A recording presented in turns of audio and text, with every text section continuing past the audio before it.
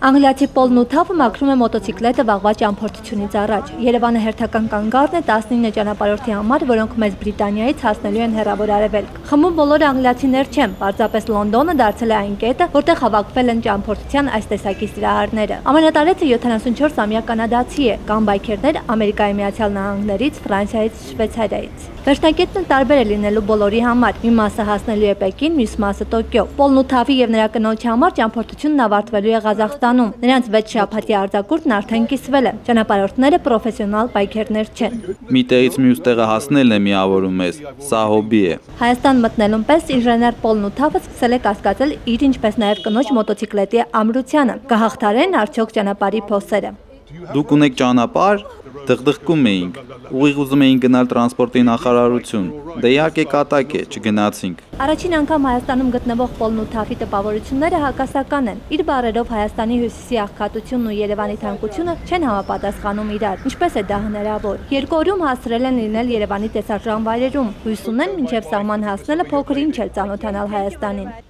Բայց մենք չկարողացանք հասկանալ, որն է Հայաստանը, որն է իրական Հայաստանը։ Հայկական ուտեստները։ Երևանի կենտրոնը կարծես Իտալիան լինի։ Պիցցա, պաստա, սպագետի։ Վերջնակետին հասնելու համար ճանապարհորդները Վրաստանից պետք է անցնեն Ադրբեջան։ Հուսով եմ, որ այնտեղ խնդիրներ չեն ունենա Հայաստանում լինելու պատճառով, բայց դե բոլոր դեպքերում, ինչպես կես կատա, կես լուրջ ասում են Պոլն ու Թավը, մինչև ճանապարհորդության ավարտը մոտոցիկլետի վրա չեն փակցնի Հայաստանը խորհրդանշող պիտակը։